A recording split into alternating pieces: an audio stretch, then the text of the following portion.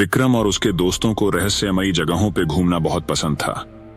खतरनाक जगह की खोज करने का जुनून उन्हें एक ऐसे सफर पर ले आया जहां उन्हें अपने जीवन के सबसे बड़े डर का सामना करना था। कहानी शुरू होती है जब विक्रम और उसके दोस्त ऊंचे पहाड़ों और घने जंगलों को पार करते हुए अघोरी लोगों की जगह की तलाश में आगे बढ़ रहे थे, जिसके बारे में उनको बहुत कम पता था। लेकिन उस खतरनाक जगह की तरफ उनका हर कदम उन्हें खतरे के करीब ले जा रहा था।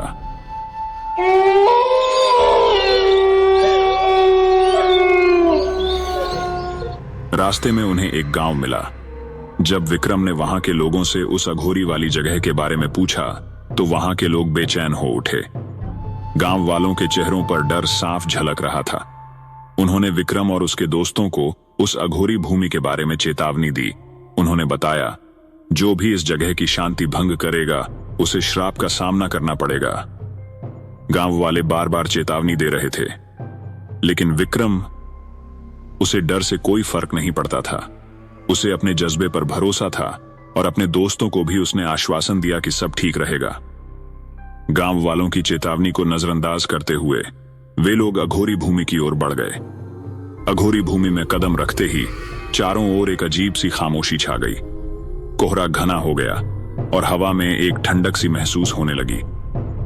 विक्रम और उसके दोस्तों ने महसूस किया कि शायद वे अब उस श्रापित भूमि की हद में आ चुके थे। कुछ दूरी पर उन्हें एक प्राचीन मंदिर के अवशेष दिखाई दिए।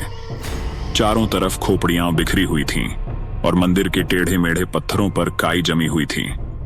दोस्तों के चेहरे पर अनजाना डर था, मानो कोई अदृश्य ताकत उन्हें देख रही हो। विक्रम का एक दोस्त जिज्ञासा में मंदिर के अंदर घुस गया और उसने एक पुरानी मूर्ति को छू लिया। तभी एक भयानक आवाज गूंज उठी, जैसे किसी ने उनकी हड्डियों को जिंदा कर दिया हो। उन्हें महसूस हुआ कि शायद उन्होंने कोई बड़ी गलती कर दी है। तभी वहां एक बूढ़ा अघोरी प्रकट हुआ। उसकी आंखों में जलती हुई आग थी और उसका चेहरा डरावना था। उसने उन सभी को घूरते हुए कहा, तुमने मेरी समाधि को भंग किया है और अब मेरे श्राप से कोई नहीं बच सकता। विक्रम और उसके दोस्त घबराते हुए उससे माफी मांगने लगे, लेकिन अघोरी की आंखों में कोई दया नहीं थी। उसने कहा, मेरी आत्मा इस भूमि से बंधी हुई है। जिसने भी इसे छेड़ा है वह मेरी रूह से कभी छुटकारा नहीं पा सकता। मृत्यु अब तुम्हारे साथ रहेगी।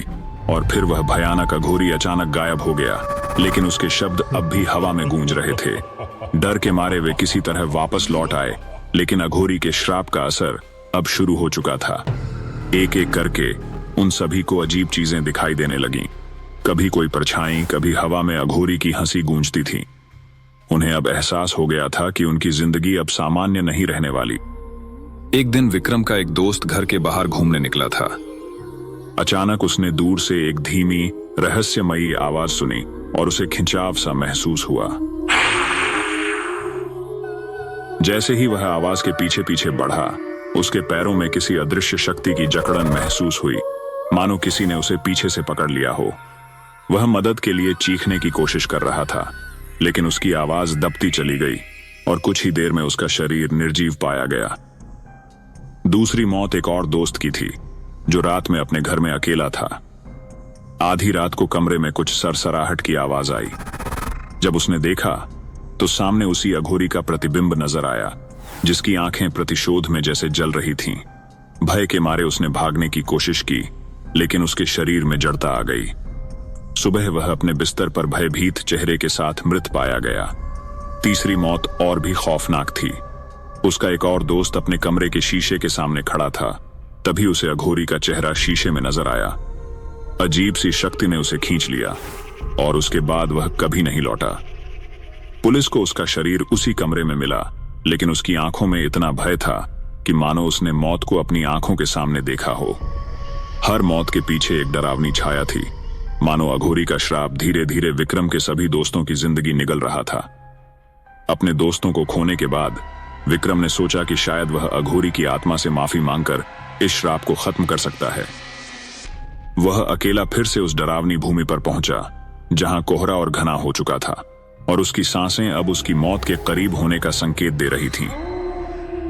विक्रम ने अघोरी की आत्मा से माफी मांगी, लेकिन तभी हवा में एक हंसी गूंज उठी।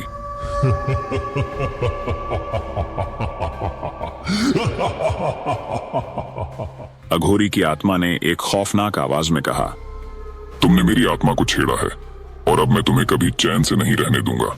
विक्रम की आंखों में खौफ और पछतावा था, लेकिन अघोरी की हंसी के साथ ही उसकी सारी उम्मीदें टूट चुकी थीं। आगे की कहानी देखने के लिए चैनल को सब्सक्राइब करें।